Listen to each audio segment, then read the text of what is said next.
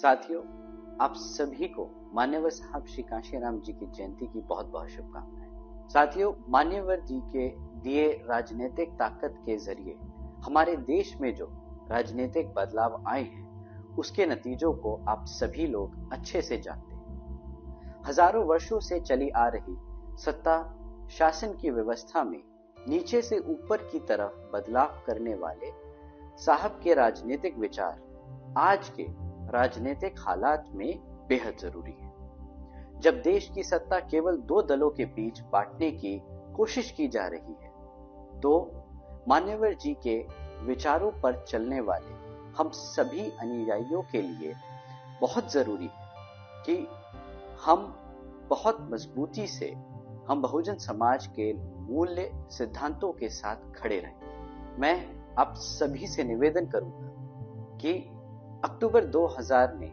नागपुर में मान्यवर जी ने अपने कैडर में जो भाषण दिया था, उसे जरूर सुने और उसे अन्य साथियों को भेजें और सुनने को कहें। साहब ने अपने भाषण में बहुत साफ साफ कहा है कि वो कांग्रेस और भारतीय जनता पार्टी जैसे दलों के पीछे पीछे चलकर दलित, शोषित, वंचित समाज के लिए राजनीतिक सत्ता पाना नहीं चाहते हैं, बल्कि वो इस ऊपर से नीचे चलने वाली सामाजिक व्यवस्थाओं को बदलने वाले हैं। और साथियों, साहब ने बदल दिखाया।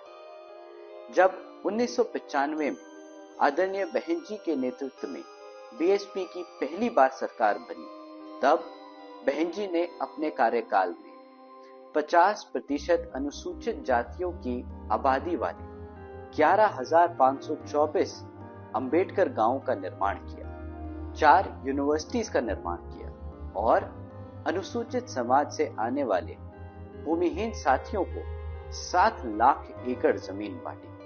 बीजेपी का इस्तेमाल कर 6 महीने में सत्ता चलाने के बाद हमने गठबंधन तोड़ दिया। तब मान्यवर जी ने गठबंधन को लेकर जो राजनीतिक विचार दिए थे, उसे हमें आज याद रखना चाहिए।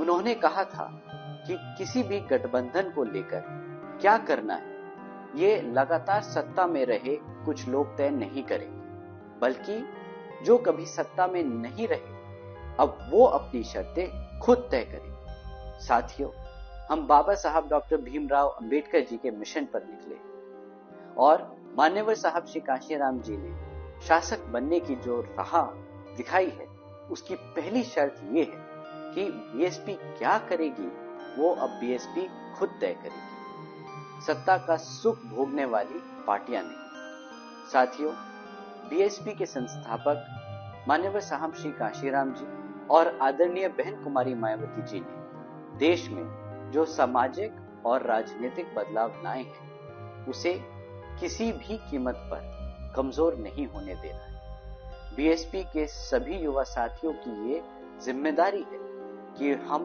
पूरी ताकत से इस विचार को और मजबूत करें। मान्यवर साहब के इस भाषण को सुने और संकल्प लें कि राजनीतिक हालातों से घबराकर सत्ता पाने की अपनी शर्तों से समझौता नहीं करेंगे। जय भीम, जय भारत, जय मान्यवर साहब कांशीराम जी।